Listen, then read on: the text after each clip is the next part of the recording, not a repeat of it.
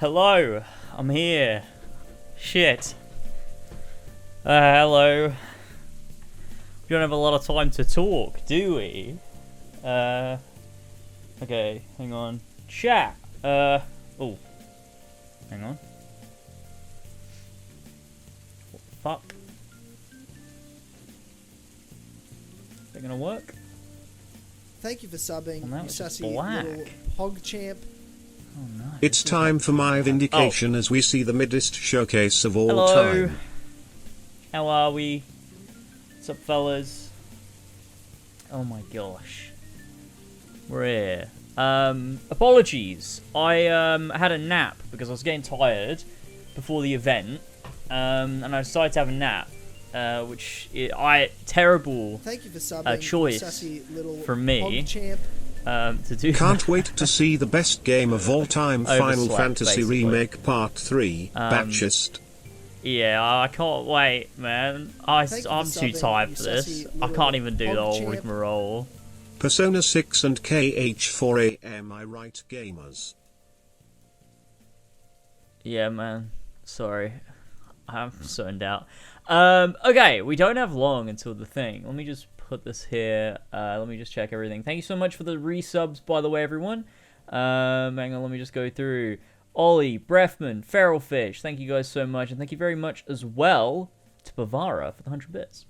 Appreciate that. Okay. I had a nap too and it's made me feel sick. I'm very hungry. I will say. But hopefully this event isn't super long. Do we know how long it'll be? They're not normally that long, are they, these developer directs? They're normally like... Oh my god. They're normally not very long. Got a Pepsi though, so that's good.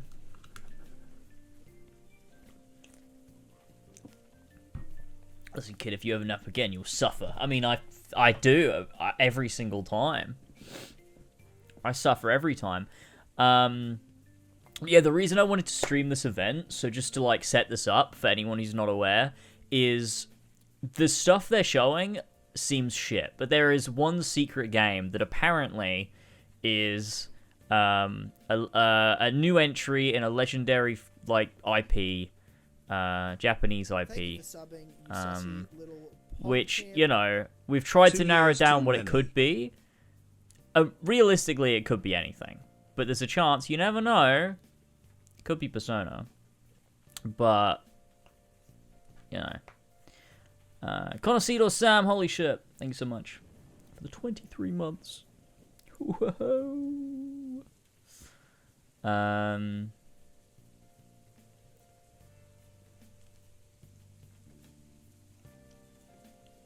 Maybe 45 minutes to an hour? You think that long? I don't know, man. Did my YouTube chat connect? It did! Is there just nobody in the YouTube chat? Oh, there's a couple people. Hi, YouTube. I can see you as well, by the way.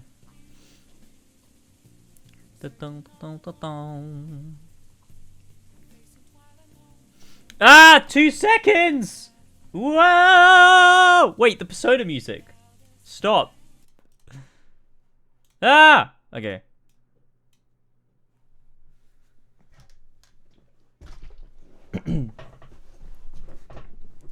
It's gaming time. Enjoy the show, certainly.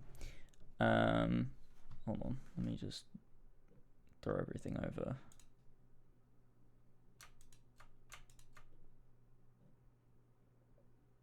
Where's my camera? There it is. Just so we're sort of tucked out the way there. Dude, what the fuck is with all this? Okay. Remember the last one of these, we had Indiana Jones and the Big Circle. That was like their big announcement, which personally wasn't interested in at the time. Still not really interested in, but, you know, maybe one day I'll play it, who knows.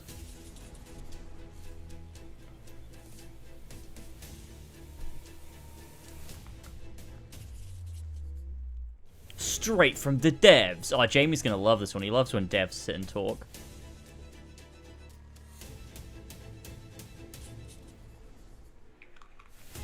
It did get great reviews, yeah. I'm not trying to shit on it and say Indiana Jones was a shit fucking game. I just have zero interest in ever playing it.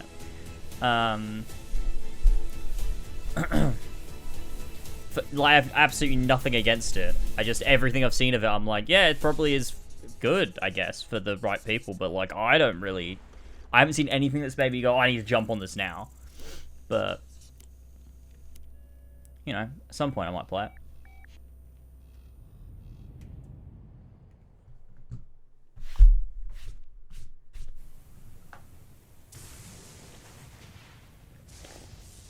It's the sea.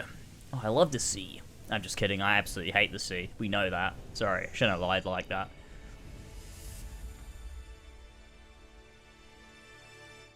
Team Ninja, back at it again with some gaming.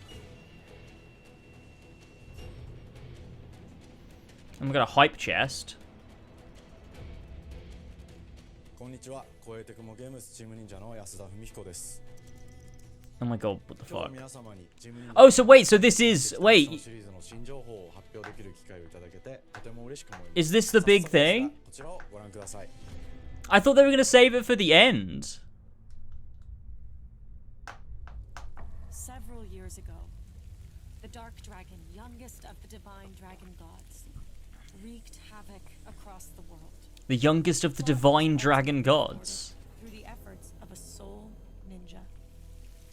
However, the Dark Dragon's husk remained, and from this husk, I guess we could turn off. Yeah, yeah, to be fair.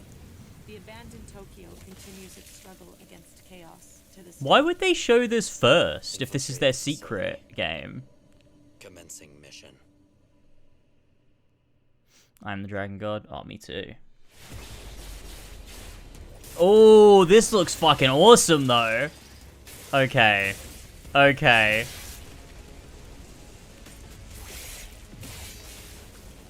Hi, Empires. Holy shit.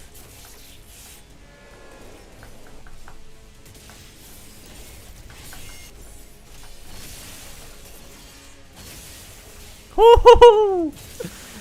This looks great.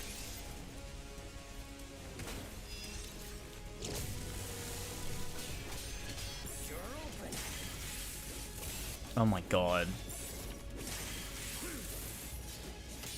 This looks fucking fantastic.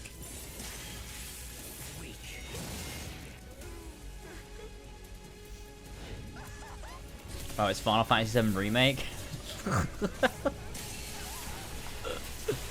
is it.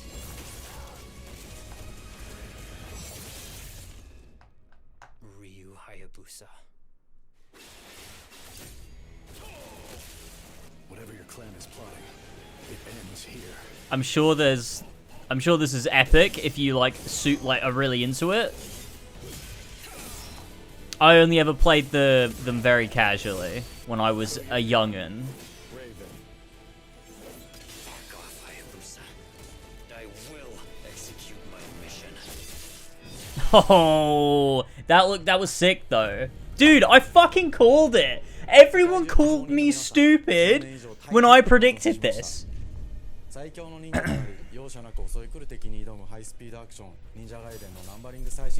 Dude, I could have made big money if there was bets on for shit like this. I fucking called this. Day one, I fucking called this. I had this on my list only after I fucking mentioned it. You're one of the people that originally was like, oh, what? No, I don't know about that. I can go find the fucking receipts, pal. I can go fucking find it. Everyone called me stupid. This is gonna slap though. I actually am looking forward to this. That's crazy. Maybe I should go play the originals properly.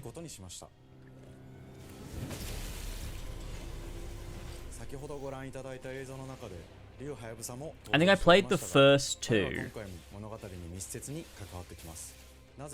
Or not the first two because they were like old, right? I mean like the first two 3D ones because there was like old ones on the Super Nintendo or whatever.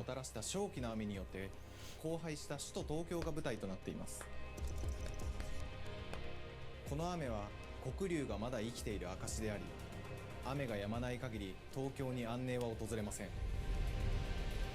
There are not just 3. There are like loads. 今作の新主人公であり But there's like 3. If I don't know. 所属するヤクモが Raven Clan? The what? Holy shit, dude. I can't wait. Oh my god.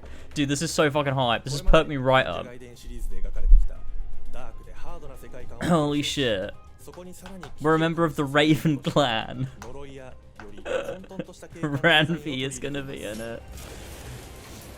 ステージプレイ中に街が呪いの影響を受けビルは崩れ道は歪みヤクモをピンチに陥れることでしょう。 The wind is calling us back to とある出 Ranvi. 来事によって街全体が崩壊し魔族やヤクモと敵対する勢力がひしめき合う状態になっており環境全体がプレイヤーに牙を向くように感じられるはずです。 Dude, this looks so fucking like stylish. I love 立体 it. 的に自由度の増した危険に満ちたステージ おなじみの Oh. 対決などニンジャアクションを駆使して乗り越えていくことになります。レールアクション、スイングアクションなどのダイナミック Oh my god, thank god they added dynamic and exhilarating situations. さまざまなシチュエーションやチャレンジ、隠されたアイテムなどを用意しており、ステージが進むごとに上がっていくテンションにも驚いていただけ Oh る my god, is that loot? Wow. I love loot.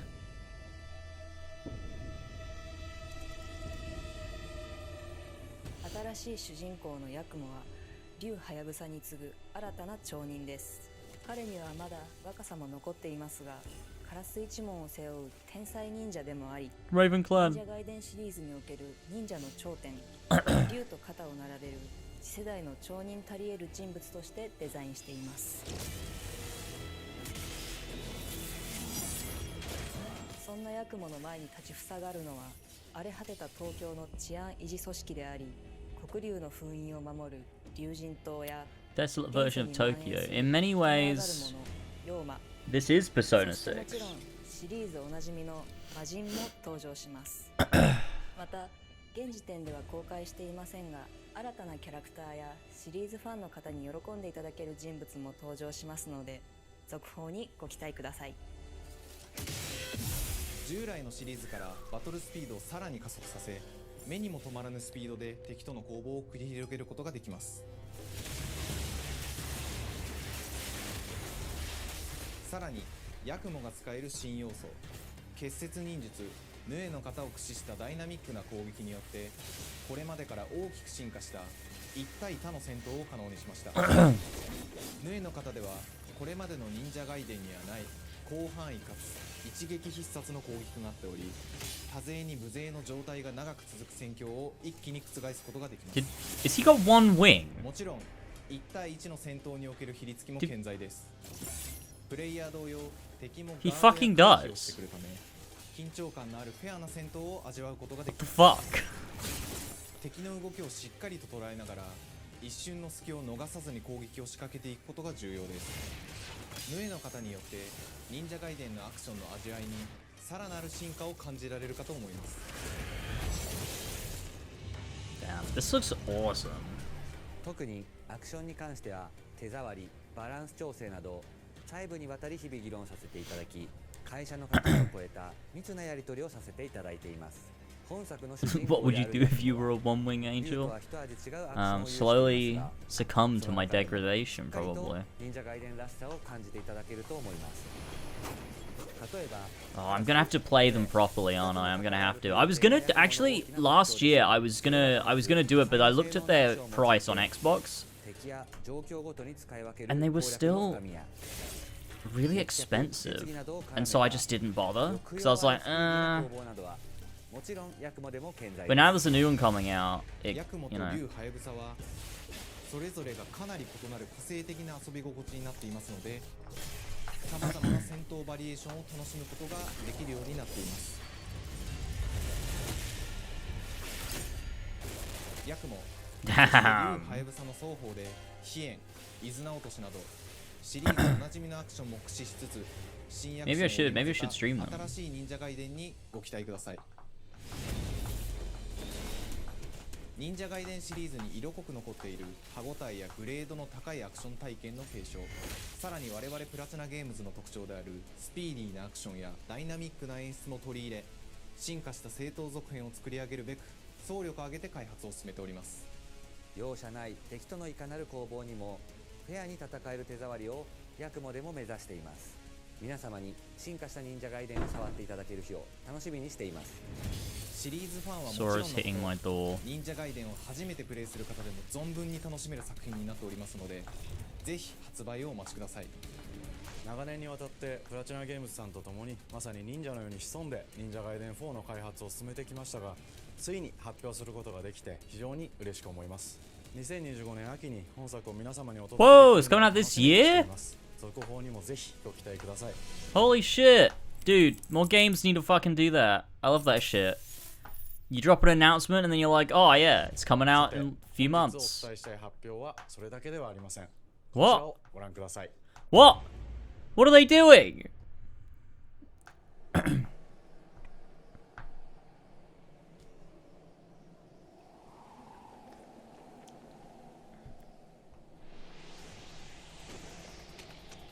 Is this like a remake? Is that what they're doing?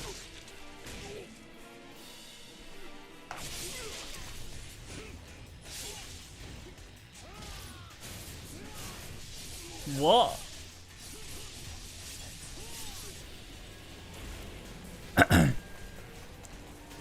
Ninja Gaiden remake. My path leads through the land of the dead.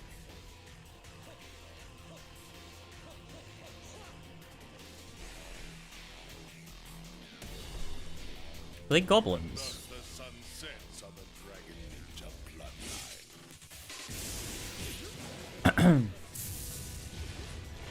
Genshin, go back to hell. All paths before me are cruel and arduous. Our time has come.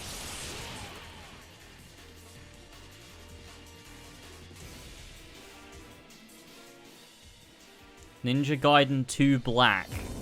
忍者ガイデン2のオリジナル版は2008年に Why are they only remaking Ninja Gaiden 2 Black? What? ハイスピードなバトルを皆様にお楽しみいただいた作品です。 What about Ninja Gaiden 1? 2ブラックで or は 3? オリジナル版の表現に立ち戻り、アンリアルエンジン5を用いてグラフィックを大幅に刷新、忍者ガイデン2の完全版として開発いたしました。美麗なグラフィックでお楽しみいただけるのはもちろん、リュウハヤブサに加え、アヤネ、モミジ、レイチェルもプレイブルキャラクターとして登場します。そして本作は本日コンソール、PC、そして Xbox ゲームパスでこの後すぐに Whoa! That's crazy! That's insane. That's a big move there. Wow. 忍者ガイデンを知っていただいた皆様も忍者ガイデン4の発売前にぜひ本作をお楽しみください。 The thing is though, if I'm gonna play these properly before Ninja Gaiden 4, I'm just not gonna play that, am I? I'll just play the originals in order. 忍者ガイデン4を含め But I guess I could play it after. 忍者の年、イヤーオブザ忍者となります。ぜひ忍者ガイデンシリーズの展開にご注目ください。本日はありがとうございました。 This was really cool, actually. This was good. Very cool. Very cool. And now they've got their big thing out the way, let's go watch a bunch of shit, shall we? Let's just go watch a bunch of shit games. No, that's unfair. Sorry about that. I didn't mean that.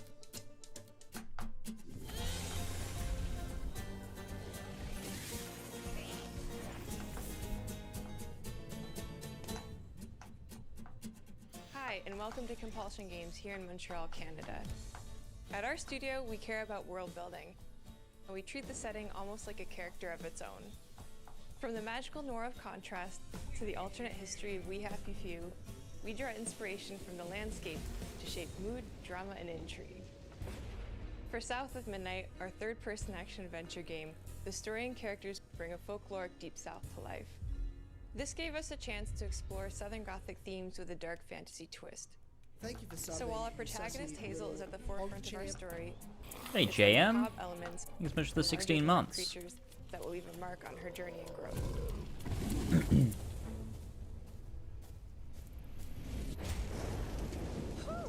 Technically announced two things with that one mystery thing, so who knows? I mean, they could have like one other thing to show. As long as you didn't forget the flashlights and batteries. Oh, shoot, we got 5 minutes. Let's go. Won't be rushed if you didn't. I don't know how to explain it, but I don't like this art style very much. I said we wouldn't be rushed if you didn't waste all Stream that time at the broke. shelter. The fuck? Now, you want to bring this up right now. I'm just saying. Hazel, please. Oh. We might need some help. I might need some help. While you're out helping everybody else. Hazel!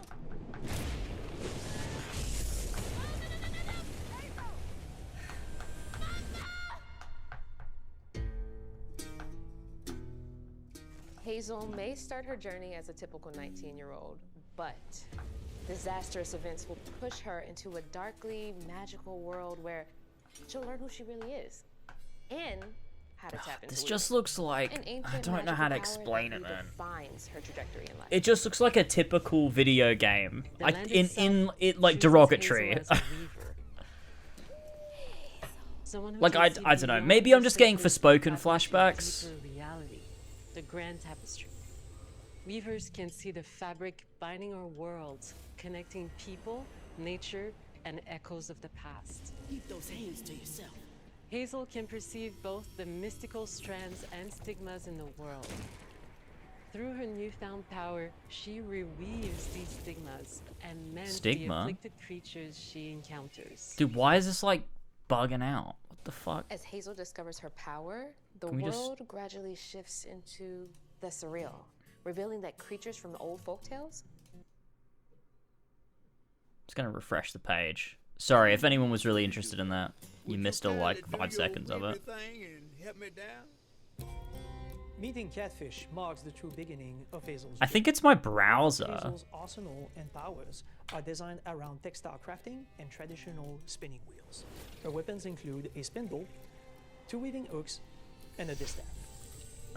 Her magic abilities manifest with supernatural lace-like patterns, blending the traditional craft with mystical elements. Hazel engages with the world through a variety of movement abilities. Those abilities also help Hazel progress on a journey. As her journey unfolds, I think I really don't like modern quirky character ends up in fantasy world. I just find it feels very MCU to me. It feels like that sort of game. I don't know how to explain it. To different enemy archetypes known as ants. Where it's like, oh, she's super relatable because she's just like you. So like she's noticing the things in the fantasy world like a real person would, and it's like, oh, I don't know, it's just gimmicky. I feel like everything does that. Like it's maybe not so many video games do, but I feel like a lot of films do it, and it's For obnoxious. example, the slug burrows on the ground and unleashes devastating strikes from afar, while the Ravager closes the distance with chilling speed. Hazel can counter these threats with agile melee abilities to execute powerful combos, jump attacks, I feel like it must suck for these devs showing their game after Ninja Gaiden, like, looks so fucking awesome, and you've got this game where it's like, I'm sure like it's mechanically interesting, but like, upper end in combat. Push, pull, you know, and weave are some of the spells at your disposal. it's never gonna be to give you Ninja a Gaiden, is tactical it? advantage during a fight. Timing is everything. Pull distant enemies close to start melee combos. Push them back to interrupt and stun their attack. Then press the advantage with follow-up strikes. Yeah, but Nani is good though. That's the difference. Is most of these things they build it around the idea of like, I don't know, it's just such a core thing is like Narnia's earnest. The way the characters are written, it's not trying to be like, you know, subverting your expectations and being like, I don't know how to explain it. It's just a different Enhance vibe. Hazel's combat readiness and keep on chaining her abilities. As Hazel progresses in the game, she unlocks new moves and improved abilities, and you'll have to decide which areas to prioritize. Like, it's the characters taking a journey into a fantasy world where they're like, oh my god, look at all this, like, wonder and whimsy. Whereas, things like this, it's very much like, oh my god, I'm a modern person, and what the heck is this shit? Like, I just, ugh, I don't know. It's cringe. Built around chaining attacks, landing precise strikes, and unraveling enemies. You mind if I take a look around? You can see every place old Molly terrorized and more. Now for the low, low price of $1. In Hazel's search for her mother, you'll explore multiple regions, each ruled by a mythical creature with their own Southern Gothic history. You'll gradually uncover the backstories of these beings, once human or animal, who were transformed by tragedy, their secrets waiting to be discovered. As a weaver, Hazel heals these creatures by collecting fragments of haunted memories. I don't think it's going to be as We bad call as these Forspoken which reveal by each any creature's means. past. But Hazel it just must doesn't. experience these echoes before It she doesn't can strike me as like, wow, this game looks fucking amazing. I can't wait to play this. We design each region to It's reflect very the creature whatever. that's been doomed to wander it. From the atmospheric environment to unique music themes composed for each one. While not all encounters lead to direct combat, Hazel will need to face mythical creatures in epic confrontation before she can heal them.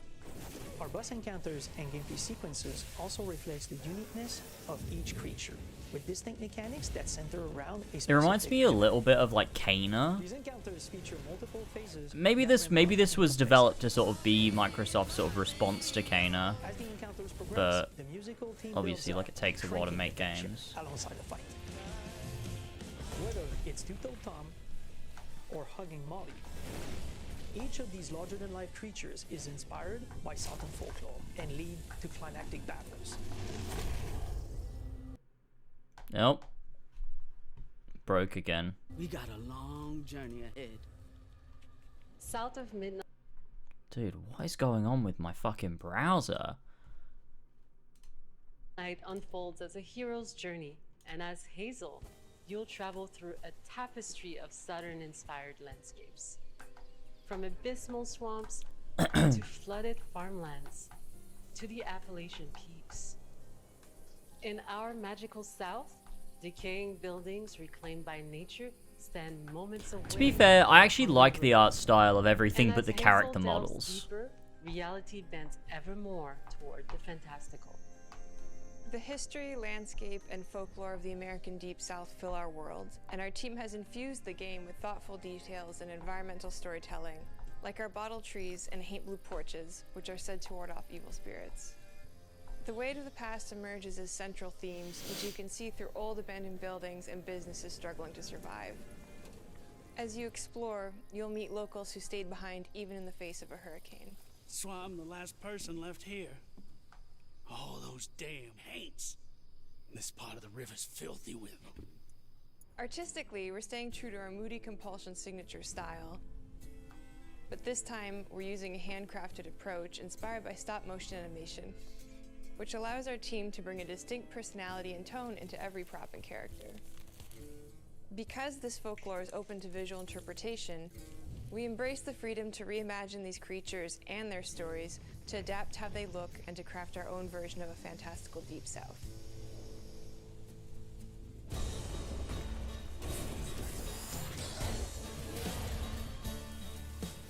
At Compulsion Games, we love to craft around central themes. We're lucky to have talent across all our Themes? disciplines that collaborate to Themes, give you South of say? Midnight such a unique I personality. love We themes. hope you enjoyed this deep dive into South of Midnight. We're thrilled to announce that the game will launch on April 8th, and pre-orders are now available on Xbox Damn. and Steam. It'll be on Game Pass though, right? Maybe I should stream it. Yeah, it is on Game Pass. Maybe I should stream it and we can see for ourselves if it's any good or not.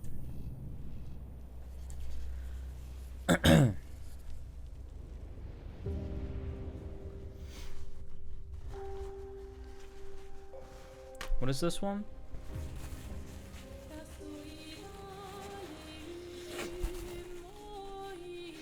Dog? Bonjour everyone.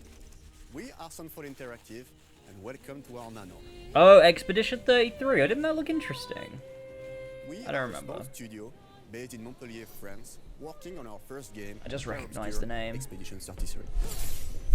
Oh! RPG Yeah, set I in remember. Okay. Late 19th century Belle Epoque France. Here we are. Our grand adventure in game development actually started as a solo passion project. I wanted to create something like the JRPGs with turn-based combat I grew up with and loved, but that fully leveraged the latest tech refresh the genre with new features, and took place in a compelling world. I knew I needed help to realize my dream. First, I turned to a programmer I knew would get it. Guillaume and I started trading ideas right away, and that quickly turned into trading files back and forth. Soon, I was creating the first prototypes of the reactive turn-based system, combining real-time offense and defense element, and a cinematic battle camera system. Things really clicked when we tested the first version of those features. We felt we had something both challenging and fun. As Tom and I went back and forth and iterated on game elements, There's something about this game that doesn't sit right with me. I don't know why though.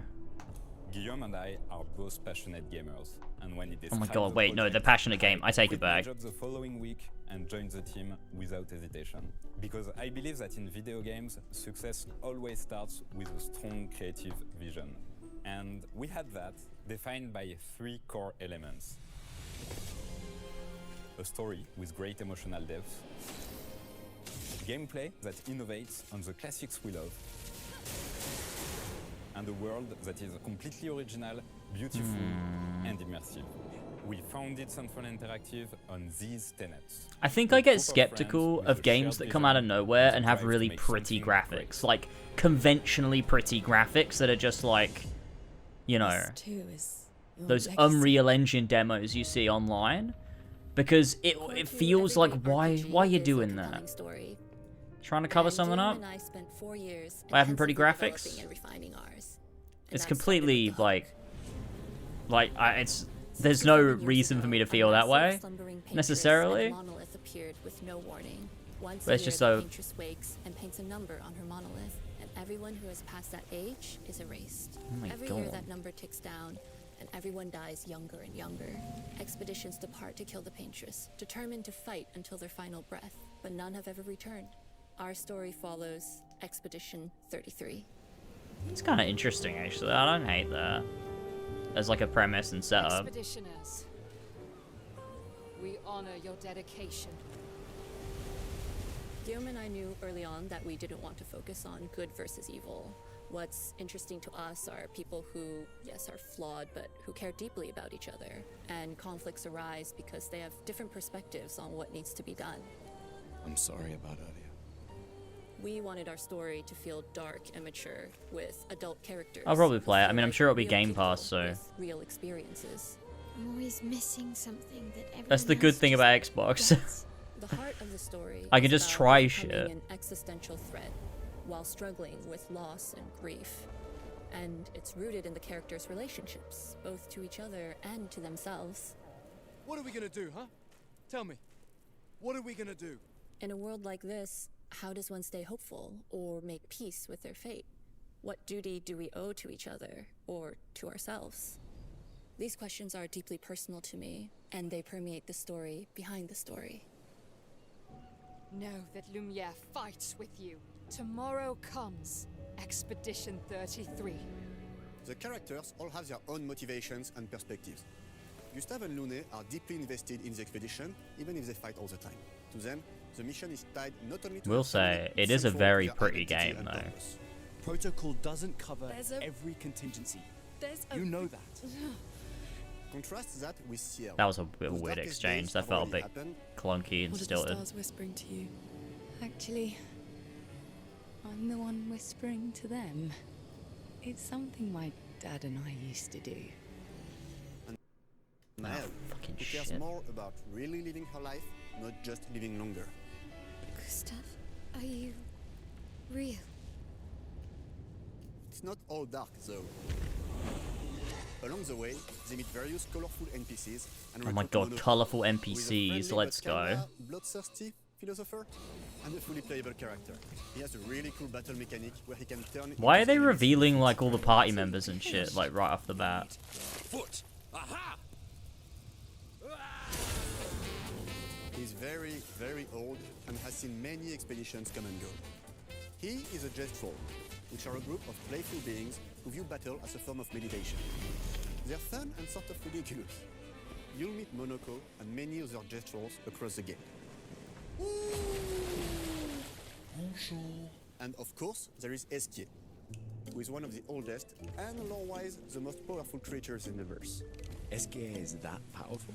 He will be your mount and help you travel Thank you to for secret subbing, corners of the you world. sussy little Whoa. champ. What? If you bring him back Creature to Special designs Stone, look pretty you can cool. unlock abilities for him to access new areas of the world and find exciting secrets. I'm strong, but I'm not that strong. Everyone has their own reason for joining the expedition, and each of them has their own story arc and resolution that we think players will really connect with. In addition to a strong narrative, we had a clear vision I mean, I'll for play our it. take on the genre's core gameplay. Our Thank you for the reactive prime, turn-based system Tom. takes the Appreciate traditional that. turn-based battle mechanic we love and adds real-time reaction, which gives combat greater intensity and dynamism. During enemy turns, I mean, you can negate all damage by dodging Just or pressing a firing button at the right time. a couple of times. But Is that balancing depth or turn-based is that with just extra real-time steps? mechanics took a long time to get right. During initial playtests, turn-based players often found the real-time elements too hard. Some of us are still traumatized by It does enemies seem from back interesting then. though. We've done I a lot might of rebalancing since, and with a lot of iteration, we ultimately came up with a formula that we're proud of. Players who are good at real-time can take more risks, and others can counterbalance with Do you know what I items think it and is? strategies. I think I just don't trust A big part Xbox. of that formula lies in the many ways you can customize your character. Oh, I don't like skill trees. They really put me off. We spend a lot of time designing Yeah, I think I each just don't trust character's unique Xbox. I'm like, mechanics there's got to be and something their wrong with it. custom skill trees. Xbox Our don't make, philosophy you is know. making every type of playstyle viable so that everyone can have fun with how they play the game. So I don't know. Each character has a unique mechanic. Miles switches between stances, which can ultimately boost defense or power. I personally like to make Miles the protector of the group, but I'm pretty much the only one at the studio who plays her that way. Most people play her as a glass cannon with Gustav's complementary skills. The characters can also equip hundreds of passive effects. Oh which my in our God. game are called Lumina. That makes me want to vomit, Every dude. character has more than 20 unique skills in their skill tree and hundreds of passive effects. They can gain through Lumina and weapons. So there are a ton of builds and playstyle to explore. Needless to say, we can't wait to see how you choose to play and what kinds of build you'll design that we probably never even imagined.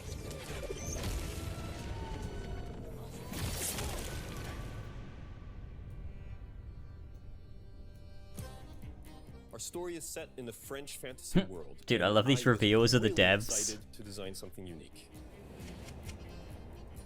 Every level has its own color and texture identity. For example, the Gestrel Village is an early area in the game where players can enjoy a fun break. We wanted something that feels chaotic, grungy, and toy-like. It's basically a bazaar. Everything's disorganized, chaos everywhere, huts are unsafe, built without much thought. It's a place where anyone could fight you at any point, which is pretty much what the Gestrels are like. The Gestrel village is hidden inside the ancient sanctuary. The ideas here were forest, labyrinth, and sentinels. I designed it as a vibrant place, like an old graveyard of Gestrels, or forgotten wooden toys in a box, with two main colors, red and white.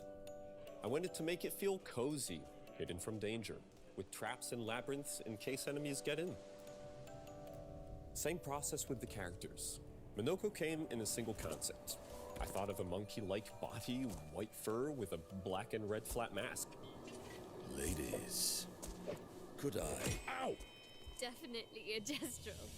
For Escape, we needed a cuddly companion to take us around the world. I thought instantly of a giant inflatable balloon, an old Victorian. Oh, village with Ironwood. It many did look like intricate Ironwood. motifs. We start with the core themes and ideas, and the visuals grow organically. The what? The core themes? I love From the themes. start of the project, there was one Guys. thing that we absolutely wanted to bring back from This older game might be JRPGs. good. A feature we really loved, but is very rare these days. A completely 3D and navigable world map. Yes. we've got Yes! Oh my god! challenge to create, both artistically. Fuck! And it ended up Okay, this game might be based. This game might be based, actually.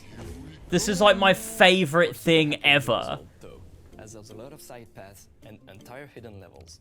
If you want to fight the toughest bosses of the game, you will have to explore. Good luck.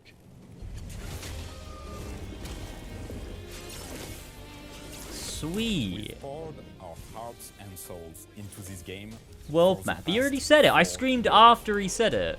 That's why we're delighted to announce that Expedition 33 launches on April 24th. Is it quiet? On Xbox Series X and S and is available day It's one. my with volume's Xbox maxed Game Pass. out. You can already wishlist the game and follow us for more info. I'll turn it up even more. We're excited to invite you into the world of Expedition 33. We are a small, passionate team. It's our debut game, and we can't wait for you to discover our story, our world, and our take on the turn-based genre. On behalf of everyone at Sunfall, thank you for joining us. Tomorrow comes. He said a fully 3D and navigable world map, which is a feature that was in a lot of old JRPGs, but isn't really seen a lot these days. It was one of the things I loved about Ni no Kuni 2. So it's a thing, it's become a thing that I keep talking about, where I'm like, God, I missed that. I really loved that being a thing in games. Oh, okay.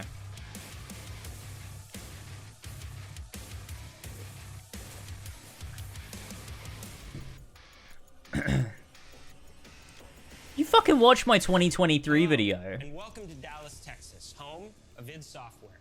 We're more than You've definitely heard of it. Stop playing with a me. team of game developers helped define and set a course for first-person shooters. A lot has changed since then. Maybe but I our didn't. Team is as passionate Ridiculous. As ever. And the most important values at the core of our games, innovation, craftsmanship, and performance, remain a priority for us to this day. And as you're about to see, those values are infused in every aspect of this latest installment in the legendary Doom franchise. It is an honor to work on this game, to carry on its tradition of creating all-out, groundbreaking levels of fun. So now, we're excited to share with you a look at our most ambitious game yet. This is Doom: The Dark Ages. That was so stupid I mouthed the words.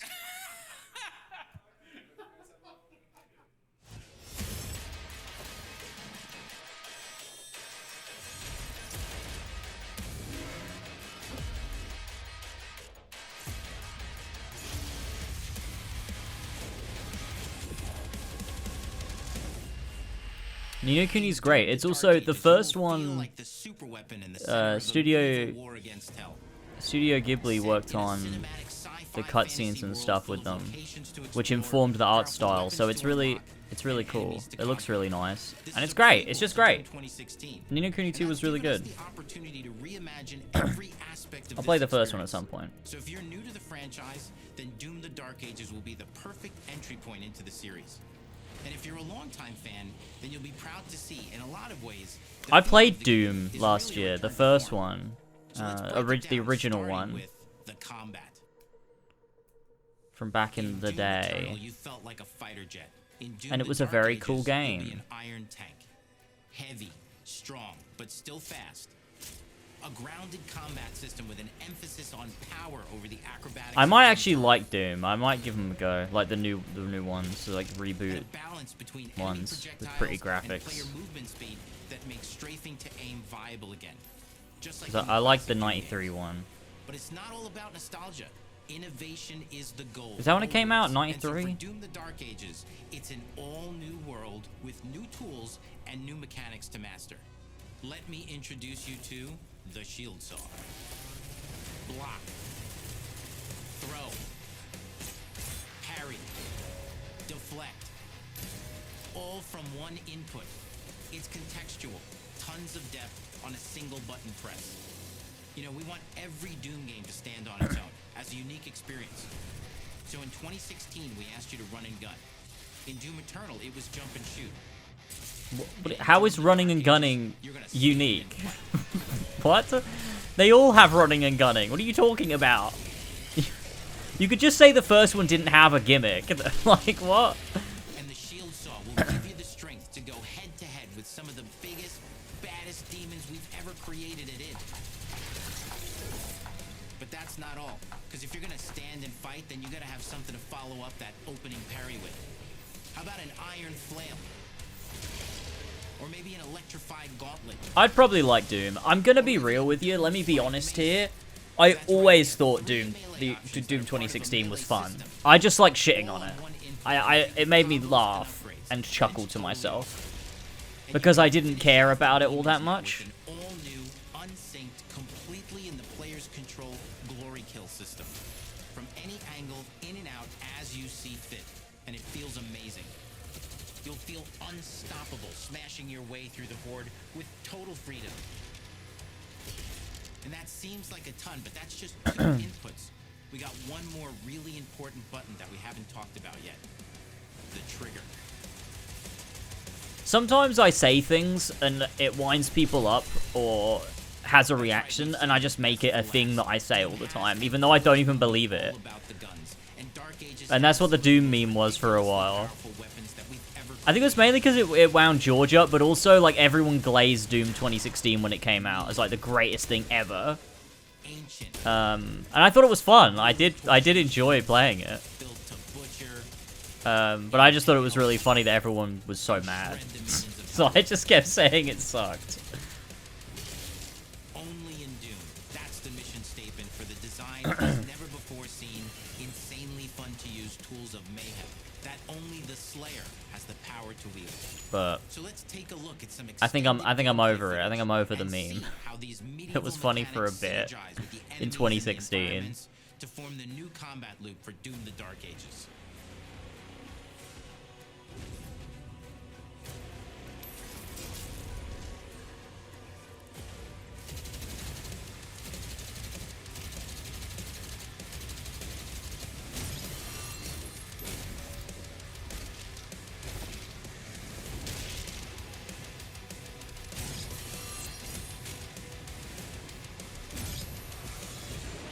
This, like, scenery reminds me of, like... I'm trying to think what it's reminding me of.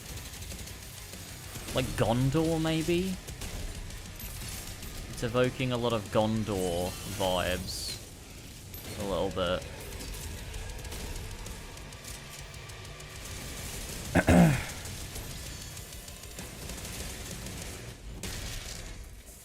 And under the hood, Yeah, exactly, like Shadow of War. We've made our combat more approachable and flexible than ever before, with a new difficulty system and sliders that will allow Oh my God, players sliders. to tune the speed and challenge of the game to whatever fits them best. You can slow things down I don't like that, or but speed them whatever. up. It's a Doom for all Slayers. And the gameplay doesn't end with just the Slayer. We finally have for you, you've been waiting for 2 games now, to get in and pilot your very own 30-story Atlan, which is a mech. It's the size of a Which is a building. mech. It's Oh my god, that's cool. giant Titan-sized demons to death with your gauntleted fists. I totally love doing that. Also have for you Whoa. your very own fire-breathing, Gatling gun-toting cybernetic dragon. Neither of these are Okay, that's one-and-done kinda features kinda either. sick. They have a full suite of abilities and even mini-bosses. The spectacle is epic. The Power Fantasy is unlike anything we've made it in. And the combat systems behind these features are deep and tons of fun. And as cool as all that is, we know that fans of single-player action games expect more than just great combat to pull them through the experience. So we're excited to share with you not just the gunplay, but the world of Doom: The Dark Ages. Your hero's journey will take you to the far reaches of the Doom universe. Hashtag hero's Mysterious journey. worlds from the Slayer's past, dark forests, dungeons, ancient hellscapes, battlefields, and worlds beyond. And through exploration, I love you'll be Worlds unlocking Beyond. new abilities and guided Ah, powers skill trees! to the way. Make him Now stop. with your trusty shield saw, you're gonna cut, leap, and smash your way through I think I much prefer powering up my characters or whatever in a game through... I don't know how to explain it. Like, closer look at just one of the many missions you'll experience. clever, like, balancing on my part of, like, stuff. I don't know. I think just unlocking a skill from a menu because you got enough skill points, I don't know. I don't love that Outside the castle walls. particularly anymore these days. I think it really switches me off. To engage with as you see fit, with any gun you choose. Because I think I end up mindlessly just systematically unlocking everyone in order rather than, like, you know? I think they have to be designed in such a way where there's, like... I don't know how to explain it. Where you go, who you fight, where there's a trade-off, so that like you have to be clever about what you're picking, or you can only equip certain ones, like in The Witcher, where yeah, there's a skill tree, but like you have to equip specific ones, so you got to be clever about it for your specific build. I think that I like. I don't mind that, but I think when it's just a skill tree and it's like, okay, you got 2 points, let's unlock another one. It's like, I know I'm going to get them all at some point. I'm just going to unlock them all in order. I can't be bothered to read through every single one. I'm just going to get them all. And the soundtrack to your epic adventures will be composed by the award-winning team at Finishing Move, providing you with a metal soundscape that's loaded with guitars, medieval vibes, and pure adrenaline. You'll feel like you're expanding the legend of the Slayer with every mission you complete. And speaking of that legend, the story of Doom the Dark Ages, like everything else... It looks like a lot like Gondor to me. It's a summer blockbuster event with everything on the line, and you are the star of the show. Your power is coveted by your enemies and withheld from your allies. With the Slayer imprisoned at the start of our story, the balance of power between good and evil is shifting, and time is running Cyberpunk out. skill tree? It's a new Yeah. story and the perfect entry point for How does new that work players. again? It's I can't even remember. now as we've taken Oh, yeah, you can't unlock every skill, so you do have to be a bit more careful about it. allies and powerful new villains. Yeah, I think I still prefer how The Witcher does it, but Into the Doom 2016 yeah. Slayer's Testaments. It's an action story worthy of the I thought Cyberpunk was pretty good. We've got 10 years of making modern Doom games together, and we've done better. Feels like every skill has like a large amount of impact on how you play too, because of how character building Players works. an experience that's as fun to play as it was to make, and make something that's good enough to become the best game. Oh my god, it's that guy. But that is for you to decide. When Doom the Dark Ages releases, Hey, big year for Xbox, you know? I should have waited until after this event to make my most recent Patreon video, shouldn't I?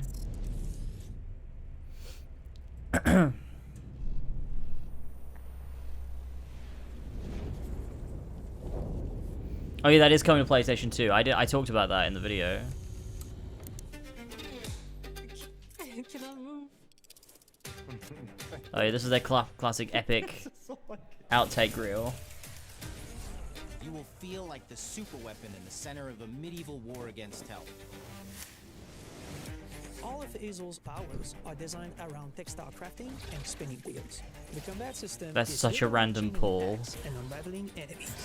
to use for the like thing at the end. Time reaction, which gives combat greater intensity and dynamism. 忍具やシリーズおなじみの体術など忍者アクションを駆使して乗り越えていくことになります皆様に進化した忍 Ninja Gaiden does look really sick. 楽しみにしています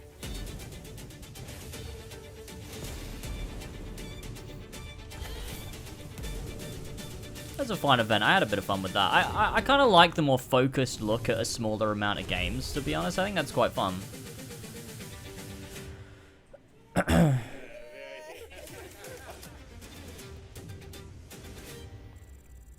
Well, that was a bit of fun. That was certainly a bit of fun. Cool. When the fuck are we gonna see Fable? Yeah, it's a really good question. Who knows? I'm really scared for Fable. Yeah. Very scared for that one. I'm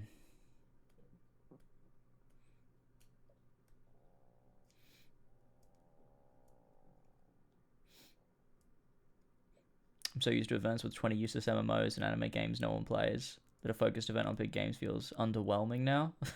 Underwhelming. You need those anime games in between. Yeah, cool. It's crazy Fable was announced 6 years ago already. Was it? Oh, yeah, I forgot we had that first reveal, yeah. When was the gameplay shown? The trailer, that new trailer. That was like 2 years ago, was it? Was it? Something like that? I don't remember. Where's my... was it Fable trailer? When did that come out? Oh, 1 year ago? 7 months ago? Wait, what? It was 7 months ago? Holy shit, it was June. Why did I think it was 2 years ago? Dude, I'm losing it. That's crazy. I really thought it was like longer ago than that. That's wild. Time isn't real. Yeah, that's pretty real. There's never been gameplay shown. I mean, there was gameplay in the trailer, like... Right? Like, why is my browser lagging so bad? My god. Oh, right. Yeah, like here, like this is gameplay. I mean, sure. There you go, that's gameplay. I still don't know what I think about this art style. Oh shit. Dude, what is up with my browser today? My favourite person. You haters. It's like a fan club, but It still feels too realistic for me. You know what I mean? Hang on, let's have a look at this actually. Occasional giant toe. Yeah, I don't. That's not. Why does Fable look like this? What the fuck are they doing? Why is the camera like that? It feels so weird. For some reason. I knew this one hero. I took her in when she had nowhere else to go. Welcome. Like, some of it looks good, but some of it looks like it's got that, like...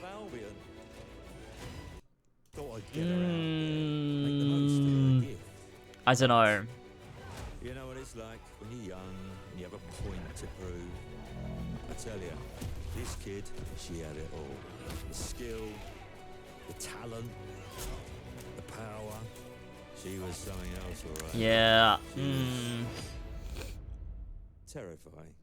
It just feels like... I don't know. It just feels like AAA game. You know what I mean? It feels like it's lost a bit of identity and character and, like... I don't know. Just like... I don't know. I feel like a lot of AAA gaming is becoming super homogenous, and a lot of that is Sony's fault. I think. But even still, I feel like Sony keeps a lot of distinction between their different games, even though people like to say they're all the same. I still feel like there's a decent amount of distinction you can draw or between each of them. But I feel like it's the games that are trying to live up to this example that Sony set that just end up falling short, and this is not what Fable's supposed to look like. It just, like...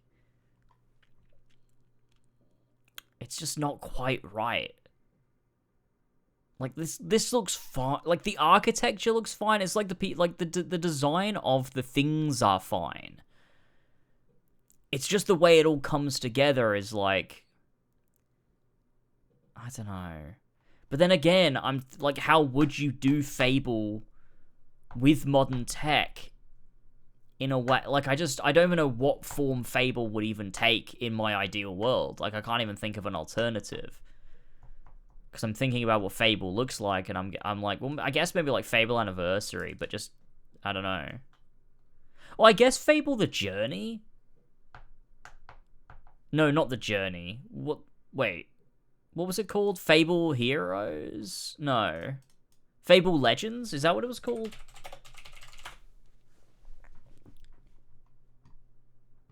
Yeah, maybe something like that is what like the vibe I would go for, maybe. Potentially. I'm not sure.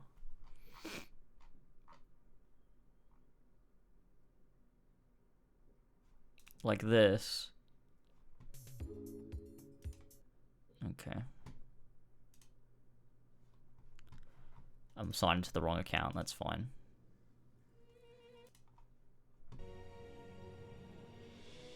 Yeah, I think this is this design I would go for a little more, probably.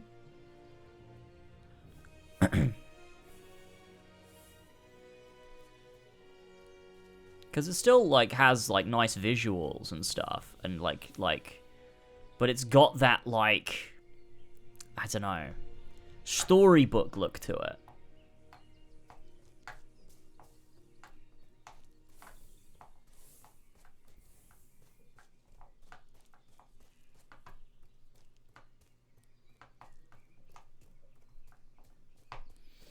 Yeah, I think I need to see it, like, properly in action to get a better vibe for Fable. I still think we haven't seen enough. Because there's aspects of it where I'm like, and then there's ones where I'm like, I don't know. Depends. We're going to have to see the whole thing. Joy Raptor is playing AC Shadows live as we speak. Amazing. That's super... I love that for him. Yeah, I don't know why I'm still... Okay, this guy's struggling. Anyway, well, that's it. That's the Xbox event. Wow. Wasn't that some fun? Wasn't that some fun?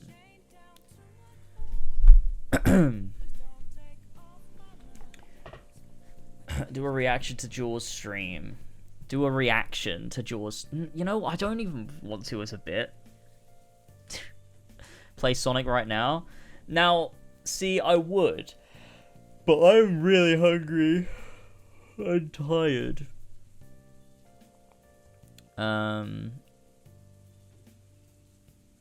But yeah, Dawnwalker. What's a Dawnwalker? Oh, that's that old Witcher devs new game, right? I think I saw the trailer for that. It was just CGI though, except for like a little bit of gameplay at the end. Get some food, then go live with Dark Souls. I don't think I physically have it in me. I'm so tired. Order food and power to play Sonic? I can't. I need to cook me up something nice for the soul. I don't think I can do it. You just woke up. Yeah, from a nap. Not from a whole sleep. I'm just tired. The nap didn't help. I'm also just hungry. Favorite part of that is how they pull back at the end and show the big board. Makes it feel a lot more of an experience than a collection of trailers. Yeah, true. I do quite like that, actually. Yeah, that's a good point. Alright, see you later, Jess. Dawnwalker will probably be alright. I don't know. I think often you get these, like... It happens all the time. I feel like I talked about this before, but you see it so often, is you get, like, a team of, like, veterans, is what they, like, usually call it, which is, like, yeah, it's a bunch of, like, you know, guys that have a lot of history in the games industry. They form a brand new studio. It's like, oh, the guys who brought you this game. And then they all come together and then they make a new game that's like based, it's like a spiritual successor to the old one. It just sucks. It happens so often. I'm trying to think of examples, but there's a bunch of times it's happened. It would really help if I had examples off the top of my head that I could draw from. Oh, that Callisto Protocol one, right? That was a bunch of like Dead Space guys. Like, oh, we'll do Dead Space but better, and it's just not, and it sucks, and everyone thought it was bad. I feel like there's other examples too. I need to think of what they were though. I don't know. I'll get back to you on that, I think. Outer Worlds. Oh, but people like the Outer Worlds, don't they? So I don't think that one counts. I liked it when I played it. I just think I wouldn't like it now. Dawnwalker sounds like a 14 expansion. Well, yeah, it's like Endwalker and Dawn Trail put together. But, you know. I remember liking the Outer Worlds when I played it. I know I liked it when I played it, because I, like, made a video going over how good it was and everything, but I think if I played it now, I don't think I would like it. I think I'd be like, oh no, this is kind of a bit rubbish. But I don't know. I don't know exactly why I would think that. I think maybe less because it's bad and more because I'm just tired of those types of games, probably. Mainly because of, like, the vibe. I don't like the vibe of the Outer Worlds. It's not the kind of thing I want. Like, I feel like too many games go down that route. I feel like it would just wear me out. Like, great on me. But I'm sure I'll replay it at some point. I can actually get a good idea rather than just talking shit based on, I don't know, nothing. Just like a feeling, a gut feeling.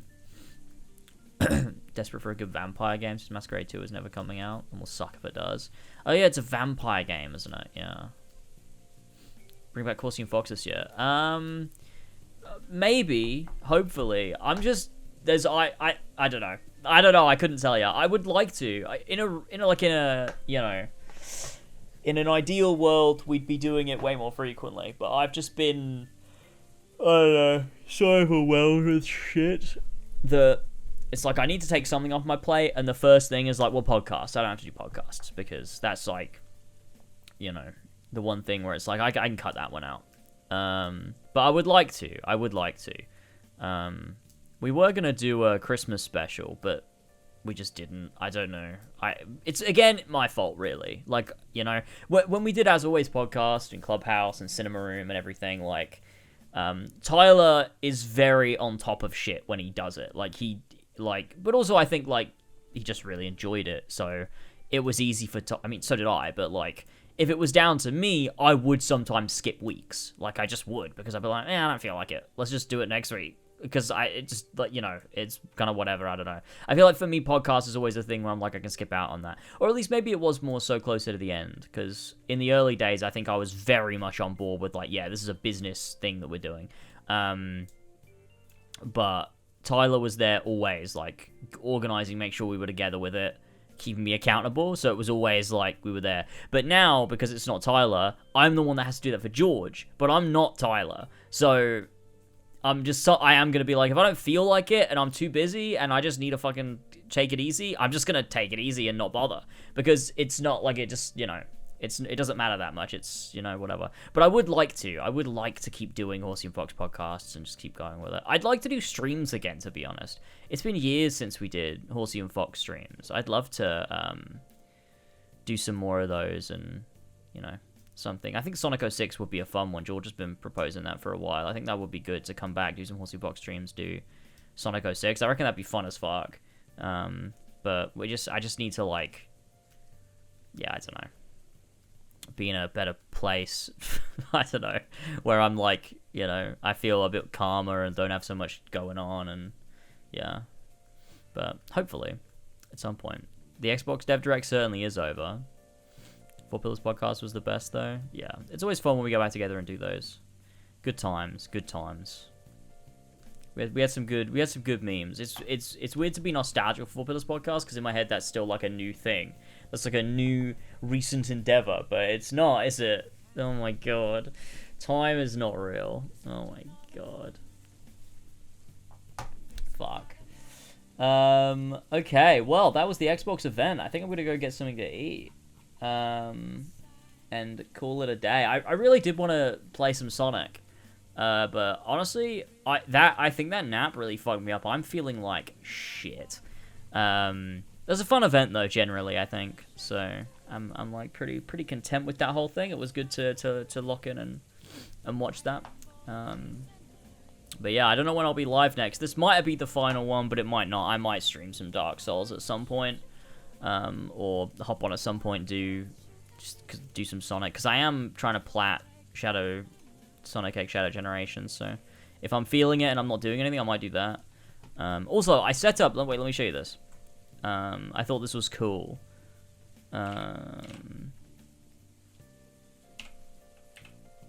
Here it is. Where are you? Where are you? Where is it? It just hasn't even opened. Oh, there it is. Oh, why is it gone like that? Oh.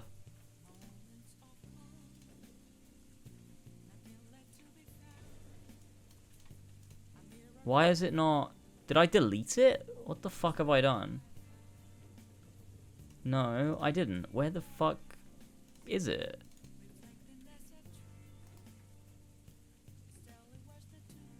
Damn it. This is so annoying. What the fuck?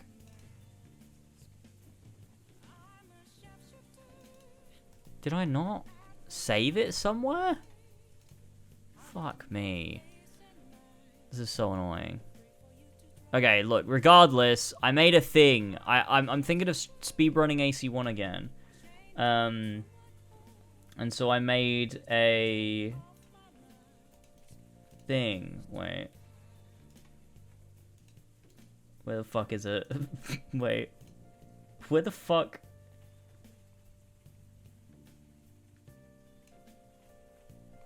It's just not showing up. I don't know. Oh, there you go. Look. It's cool, isn't it? I've got little images and stuff. It's good. Although it's not the right shape. That's all wrong. And it's just like, I don't know why it's doing that, but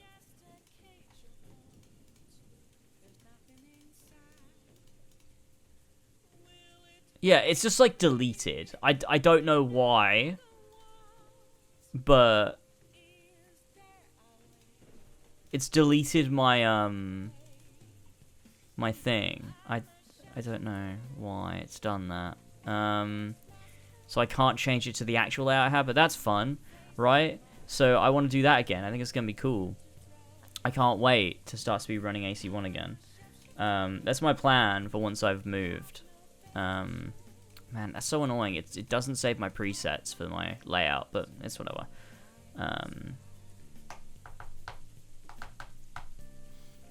Stream tomorrow, so I have something to do. Maybe. Overheat during naps. It makes me feel so clammy. That sounds horrible. I don't deal with that, but I do end up just feeling worse.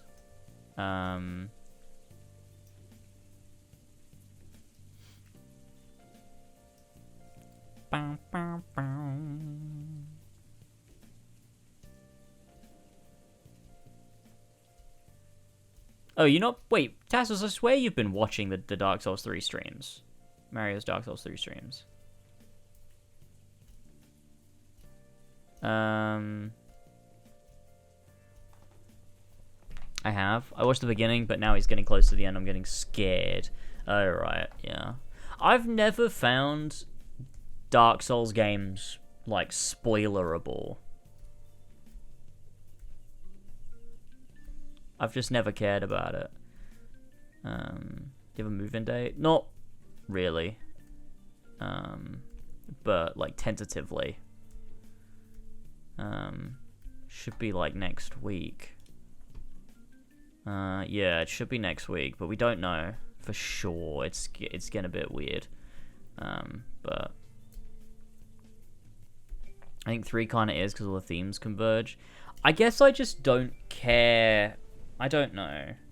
I think I just care very little about spoilers these days in general. Maybe it's not just Dark Souls. Maybe it's just my relationship with spoilers these days has become like, yeah, I just don't care.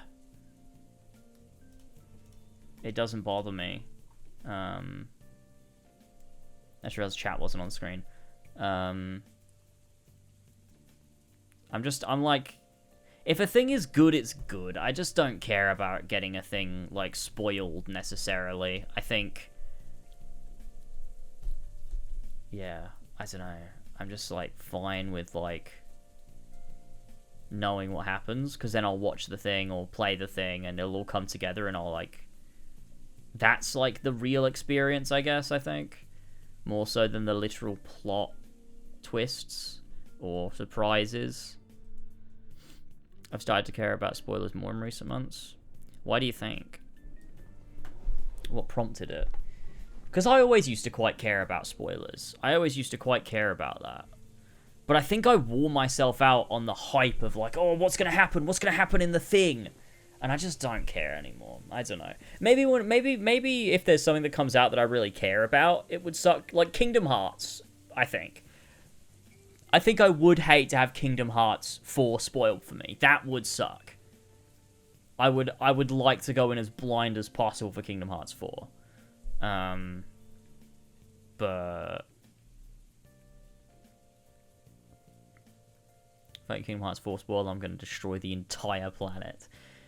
Well, Square Enix might spoil it for you, so, you know, there's that. You'll be lucky if Tetsuya Nomura doesn't just tell you the ending.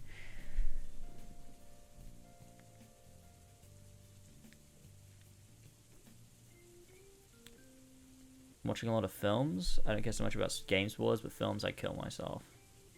I think I definitely care more about games than I do about films in terms of spoilers.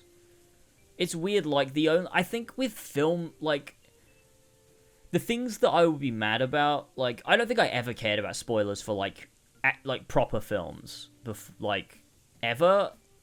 It was mainly just, like, MCU stuff that I was like, oh, I don't want to get that spoiled, because the whole experience is what's going to happen. Because once you've seen the movie,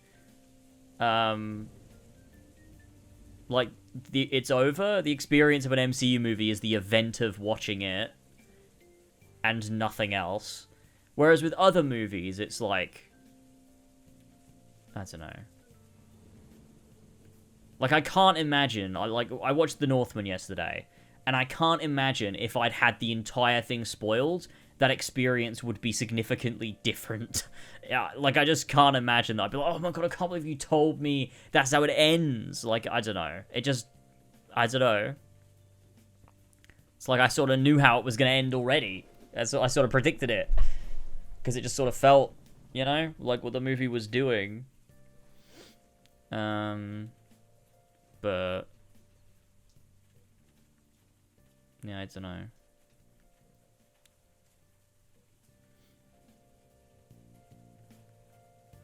I love going back to watch old trailers because the culture was so different that they just tell you the entire story. Oh yeah, true. Like, if you watch a lot of old trailers for things, there was no real care about, like, oh, we don't want to spoil this. Like, they just sort of did it. I think to engage with art, you need to go in kind of unprepared, just let it wash over you. I struggle to connect with a character if I know their fate. That's interesting. I don't feel that. I feel like, I don't know. Oh, to be fair, Sonic is another one, yeah. Like, getting Sonic 3 spoiled would have sucked. Because I feel like a lot of those kinds of movies are, like, banking on the surprise of it. Sonic just also happens to, like, be really good. But yeah, I don't know. I think for me, like, connecting with a character or, like, absorbing a film, I don't know, I feel like I could do that if I know how it come out, like, what the outcome is. But then I guess maybe I engage with it a little differently. I really do, actually, thinking about it. Like, really thinking about it, a lot of films, I don't connect with the characters, or, like, I do immerse myself in it, but I really do think with films especially, I am spending the whole time with way more of a bird's eye view of it, trying to assess what the film is doing with its characters, than I am getting invested emotionally in the characters, which could be a flaw, but it just feels that's just how I sort of watch films. I feel like I'm always looking at it from an over-the-top, like, what is the film doing perspective, more so than I am, like, in the film and, like, connecting with it and being like, oh my god, this is emotionally affecting me. I don't think I've never really thought about that until just now, which feels really weird. Although then again, with Sonic 3, I was definitely emotionally invested in it, but that's because I already have an emotional investment in Sonic. So it's like that didn't really take a lot to do that.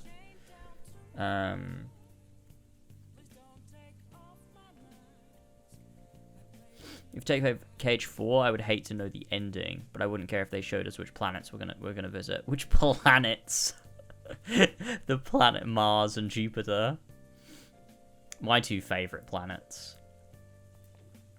Cage 4, ideally, I'd skip every trailer apart from, like, the re-reveal, but realistically, I won't be able to completely avoid every part of every trailer for, like, a whole year of marketing, so I don't know if I should even bother. Yeah, right, because you'd have to completely detach yourself from the internet, and, like, in doing that, like, it's almost gonna be a worse spoiler, because if you get a trailer spoiled for you, you didn't even get the enjoyment of, like, absorbing the trailer yourself. You got that spoiled for you.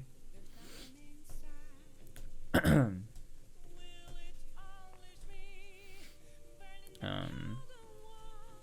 games themselves have stopped hiding them ever since KH1. KH2 doesn't even hide them, and KH2 hides them for like a few hours until you unlock each set.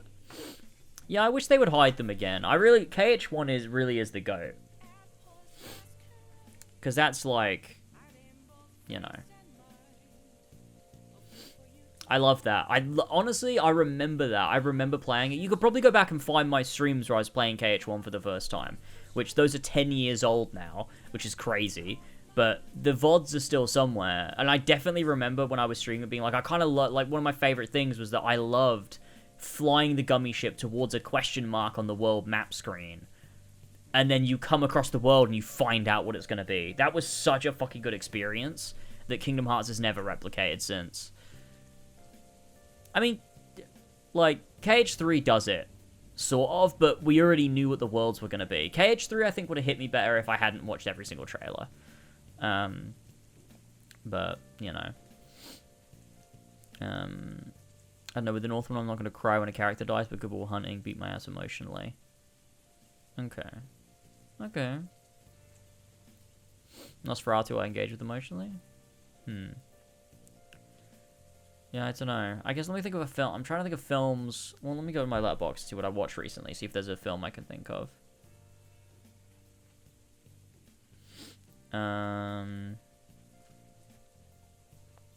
That like I connected with on an emotional level where I'm like really invested in the characters. How do I fucking find my films? Oh, Paddington in Peru. Fuck yes. Wait, how do I find... Oh, The Wild Robot, to be fair. Yeah. I definitely did. Look Back, that was another one. Yeah, I definitely engaged with that, like, with the characters and stuff. But then something like The Shining, I just, like, I don't care about the characters. It's more about watching the thing unfold. I don't give a shit about the characters.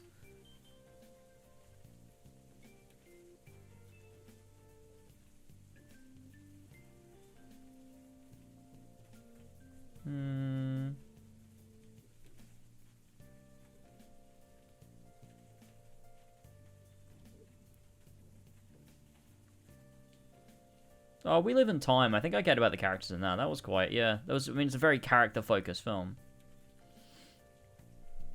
Yeah, I guess I do. I don't know. It depends on the film, I guess. I suppose. What channel did you stream Kingdom Hearts on? I did it on Twitch, but the VODs... I never finished it on stream, by the way, because my capture card at the time stopped working with my PS3. So I stopped, like, just before Hollow Bastion, I think. Let me find it. I think I posted the VODs on Lasers Live, which became its Lasboy.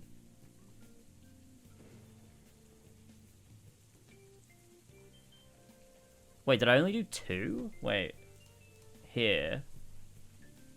These 2.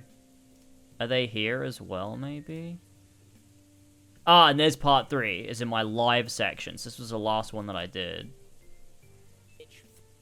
Which, okay. Doesn't allow, unless you're a huge September 22nd, 2015. I was in Atlantica. And I finished around Halloween Town.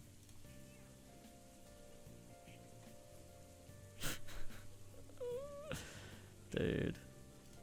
That's crazy.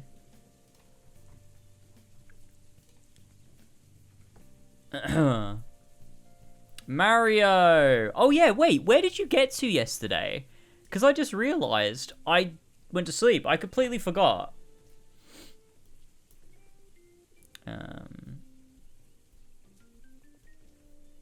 This is the trade-offs, I guess. Like, you could avoid all that, but then you wouldn't have the big community hype moments either. I really enjoy the community aspect of game releases. I think I used to a lot more. I don't think I love that anymore. I think I'm very tuned out with fandom in general. But I like sharing it with, like, all of you. That's fun. Like, when we all discuss and stuff.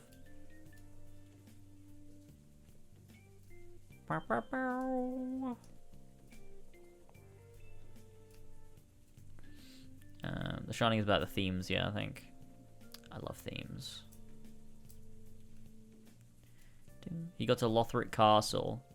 I beat Yorm first try, did Dancer, then Ollie didn't allow me to continue. Okay, thank goodness.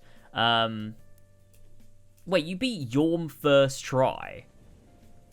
How did you work out what you're supposed to do? I need to go see that. How long did Dancer take you as well?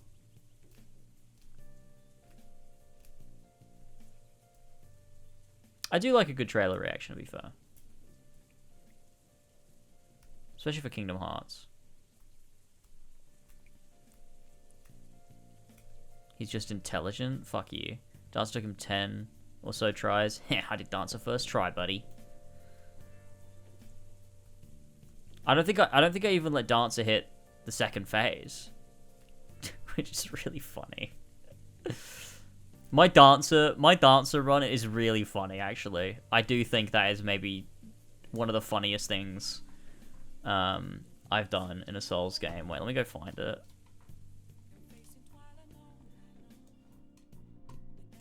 Oh man, I think I need to replay Persona 5. Persona 5 is a game that runs heavily on vibes, a lot like Assassin's Creed 2 in that regard. Oh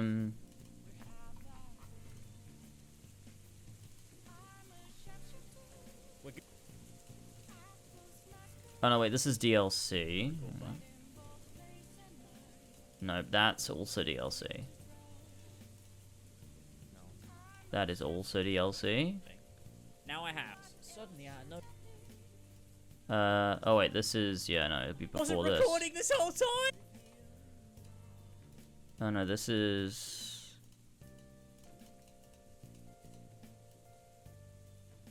Was it here? Yeah, here it is.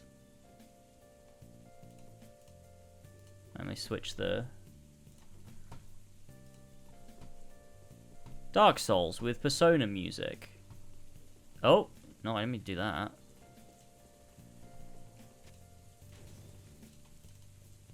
Oh.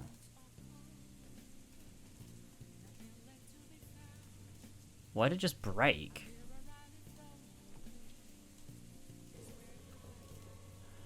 There we go.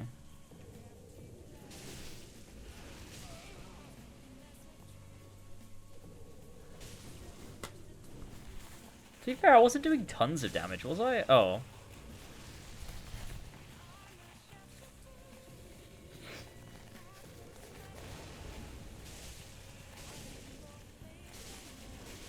I don't even hate that I played with this build because I figured it out myself. I didn't fucking like Google what's the best build in Dark Souls 3 to cheese the game. This was just natural. Okay, I'm gonna watch back how you did Yorm after this. We'll go. I need to go see that.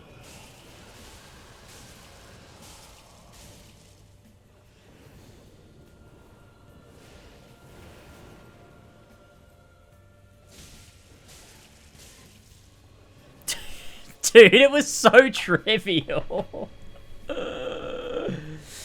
Oh god.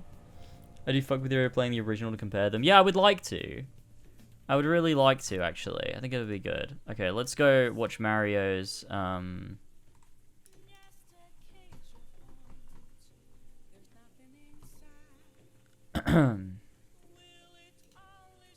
I...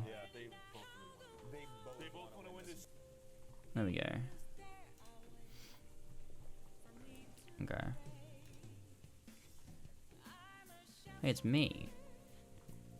How do I find it? This one? Yeah.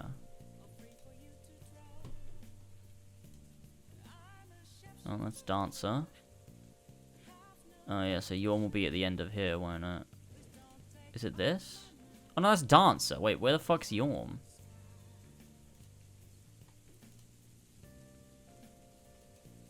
Is Yorm not... Oh, wait, here? Yeah, Yorm is here, right?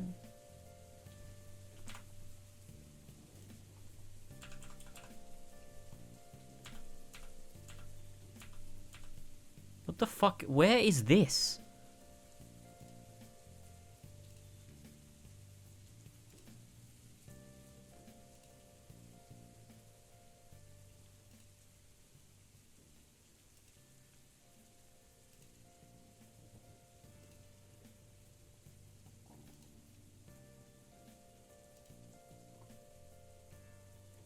He was literally just at the top of that tower, though, which is where you go to fight Yhorm. I don't understand how we're back in the dungeon again.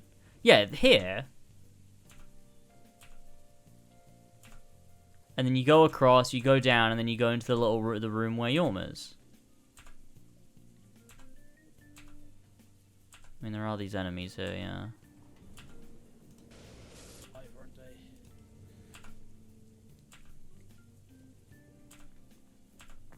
guess not. Oh. Dude, I swear to God, just go in the fucking boss fog! You killed these guys already! What is going on? I'm being gaslit.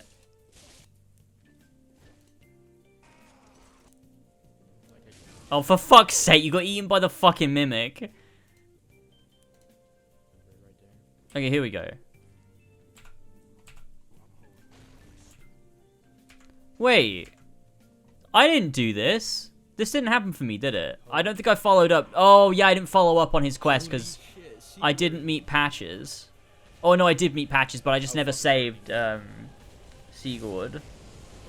Oh, are you fucking joking me? Wait, so when you have him, he does it for you?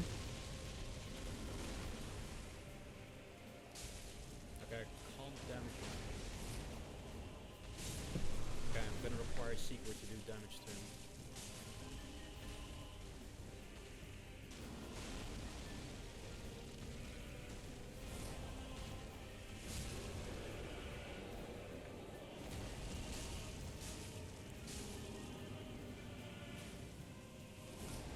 So I do fuck all damage.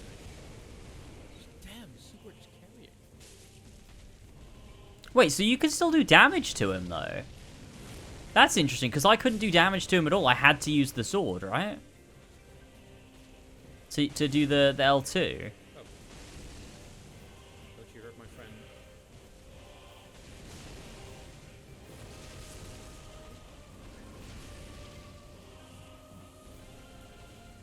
Okay, so I see what this boss was actually going for then. So you're supposed to do it as part of the quest. Like, if you don't do the quest, you get a far inferior experience.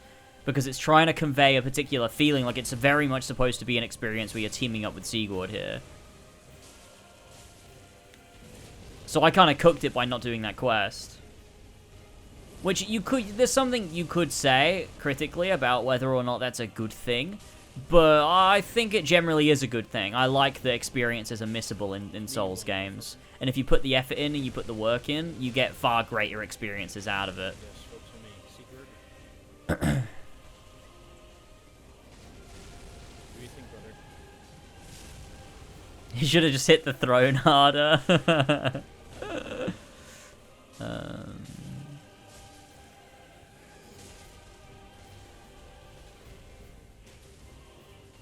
This is actually very cool. This is actually very cool when you have Sigurd with you. This is very cool. Oh. First try. The quest was difficult to complete. If I wasn't told to go back, like the final combo with Sigurd is very well hidden. Oh, interesting. Dude, the Persona 5 music cutting through there was so good.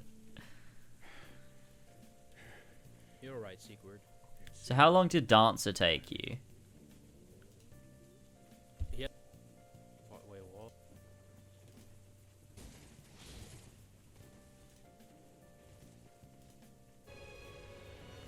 So, from 5 hours 30 to... oh, like a good hour. You're not doing much less damage than I was doing, though, to be fair. Like, maybe a little bit less, but not a crazy amount less.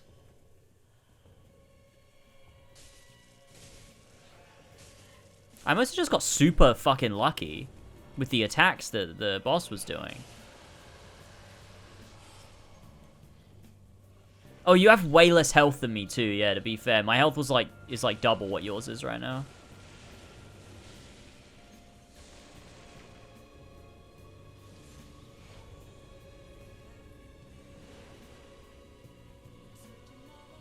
You forget how fast your swords hit. Oh yeah, true. The cell swords are a bit quicker, aren't they?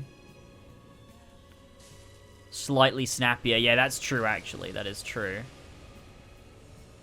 I could do like a flurry of like 5 attacks in the space that Mario's doing like 3. And it was slightly more damage as well. So yeah, the DPS was just way greater. But still, it's not bad damage output by any means. This boss looks really cool if you don't melt it and you actually get to fight it. I gotta do a longsword run of Dark Souls 3 so that I can engage with the mechanics. All this time I'd leveled my equipment load, thinking it was health. It's literally called Vitality, so I assume that was health, and this game is called Vigor. Yeah, that's fucking funny. But you can see what your you can see what your skills are going to on the right-hand side. When you click the upgrade, you can see what it's adding to. That's really funny. Did you respec it after?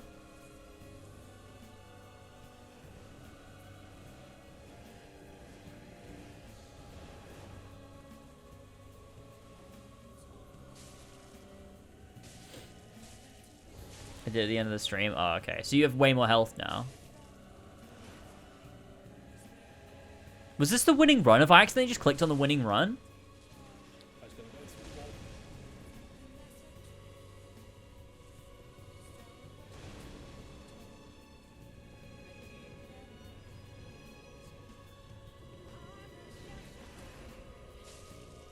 Dude, surely I have, right? There's no way you die.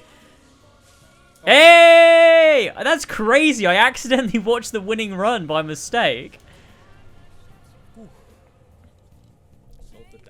So yeah, it took you under an hour. That's not bad. That's pretty good. I want to see where your health went to when you respect it. Oh, wow. Oh, wow! Holy shit, that health bar! Oh my god! That's so fucking crazy. That's insane. Oh my goodness. I love that. That's wonderful. Oh boy. That's mad. Like, it almost went up double the size. That's crazy that you've been putting all of your specs into equip load. The like, is kind of pointless in Dark Souls 3, because you don't really need that extra dodge space. So keeping it just between, like, 30 and 70 is, like, your sweet spot, and you can do that pretty fucking easily in Dark Souls 3. That's crazy. I about to sell for earlier bosses. Oh my god. Yeah, you were basically doing a challenge run by having such little health. That's so funny. Okay, outside of Firelink, how can you invade me then? Oh, did you do another fight with Ollie? I think I can't because of Great Crown. Because I can traverse the fog. Wait, what is this?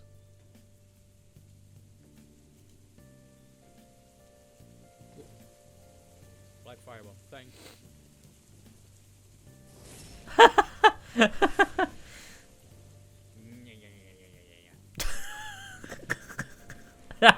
Returned home. Okay. Oh, I see how it is. Okay.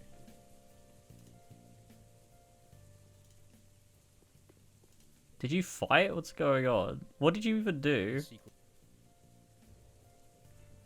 Armor of the Sun. I should have had ice cream, to be honest. I'm dumb. Guys, we should do this more often. Every time Mario goes live, I'm going to go live and we can sit and watch his stream together. How about that? Mario can have my stream in the corner, watching his stream. That'd be great. Gave him time to trade with Pickle P. Oh. I think this is how I got my... Okay. Wait, no, I traded in the... Up here. You go up here, don't you? You go across into the big room. I'm thinking of a different thing. Wait. Seed of Giant Tree. But I'm good too. Okay, I feel like I'm caught up now. I feel like even though we skimmed, I feel like I'm caught up, which is good. I reacted this stream on my stream. Yeah, you should. You go back and you see best Ollie. Oh wait, you beat him? Spoilers. Okay. I guess I do care about spoilers. It's before I reallocate? Oh. Here. In a corner. I couldn't. I'm not.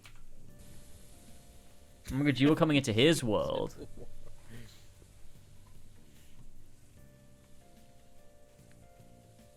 I'll let you answer that, Ollie, and then we'll fight. Just waiting for the stream to catch up to you so you can answer Flash.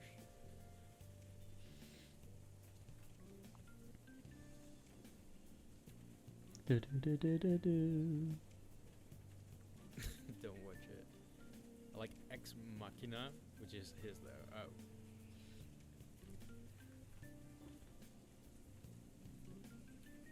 Oh fuck. Is this the winning run or not? Maybe did I accidentally click on the winning run again? Let's see. I just have an eye for these things, alright? I can click anywhere on a timeline of a video and know what I'm doing, alright? I'm experienced. It's intuition. I have foresight. Someone should make a movie about video editors with magic powers, where like their ability to edit really well like allows them to be better than everyone else. I don't know why I said that. It's like some weird power fantasy I've just like cooked up. There's no Ollie, come on. What is this? Were you getting tired? How are you Did you let him win?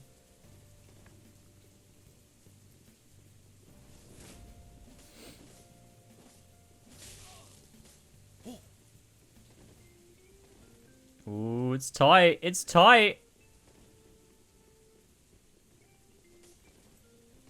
I love that ring that makes you go invisible. It's very fun. I don't remember where you get it from, though.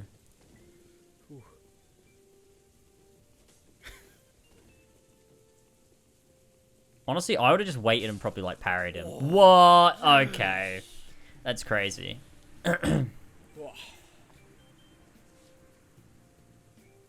Wow. I've earned this. I can't believe that. I can't believe that, Ollie. Combat. We both tried the same thing. It was 2 a.m. I was shattered. Hey! It was 3 a.m. for him. He keeps dodging away, so I need to trick him. And so I'm gonna run to him and then dodge, and then do a backstab. That was good. That was a good fight. That was fun. That was awesome. Thanks, Ollie. Self-proclaimed Dark Souls expert exposed. See, every That was time good. Ollie's gonna... When are you going live again next? Partly because it'll be great fun. I'm looking forward to it. But also partly because I need to go see Nosferatu and I want to plan around not missing the stream. Mario stream now. Let James rage you. That'd be so based. Mario's going to be like, sorry, I wasn't home. I'm not home. He's sitting in a park somewhere. Yeah, you missed the entire event. Tomorrow. It's been over for ages. I'm just sticking around. Guess where I'm now? Not home. There's no way you're not home. You're a liar. Why would you be coming on Twitch stream if you're not home? You're a liar. But yeah. Cool. Alright, well, streaming tomorrow? Wait, fuck. When am I don't know if maybe I won't go to the cinema tomorrow then. I was gonna go tomorrow, but maybe I won't then. Maybe I'll go Sunday? Or sometimes you stream Sunday though. Maybe I'll go Saturday then.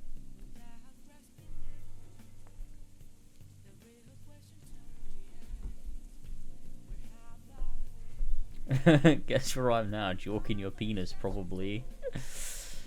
I'm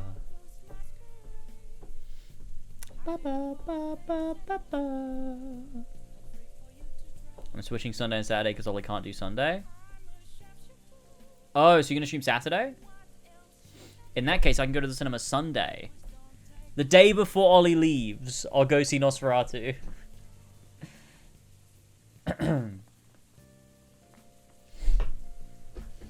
When are the screenings tomorrow? Well, not at times when I could go, because Elva's working, so it would have to be a late one, because I can't go in the day, Then there's a screening at 5 p.m, which I won't make because Elva, like, will be done work and then she'll want to get ready and shit.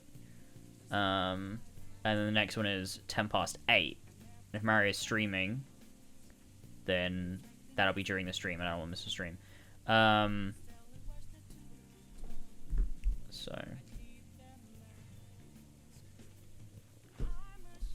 So I'll go. Well, if it's, to be fair, Saturday, I could just go during the day. Maybe I could go at 1 o'clock, or something. Or I probably won't. Alpha will sleep in really late, so maybe I won't. I don't know. I'll figure something out. I'll go see it at some point. It's fine. You're gonna have to grab me by the scruff of my neck and put me in that cinema chair. Nah, I'm gonna go sit. I will. I will. Anyway, I'm gonna wrap things up because tomorrow's my final weekday in the UK for at least a year. Well, it's not, is it? Because you're going Monday, right? So you're gonna be in the UK when Monday begins, aren't you? And then you're gonna get on a plane. So you're a liar. You've just lied to everyone in chat. You've just lied. Flight takes off at 7. Yeah, exactly. You'll be in the UK on Monday. Stop lying. Okay, I'm gonna go. Sweet. Thank you all for joining me. And also, I've been working on the AC2 video and I'm getting through it really nicely. I've made some nice progress on it today. Editing the first modern day section in the middle of the game. That's where I'm at now.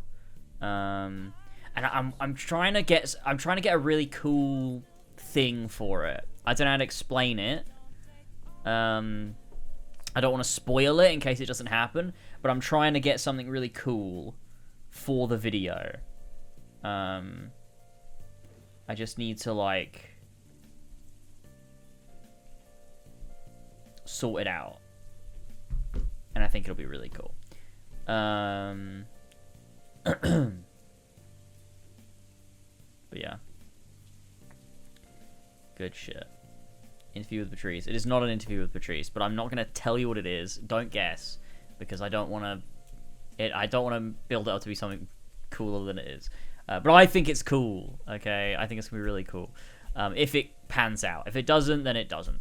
But if it doesn't, I'll still tell you what it was going to be. But we'll see. Anyway, sweet. I'll see you later. I'm going to go fucking try to plat Shadow. Or whatever. Well, I'm going to eat first, but yeah. Alright, love you everyone. I'll see you soon. Bye-bye.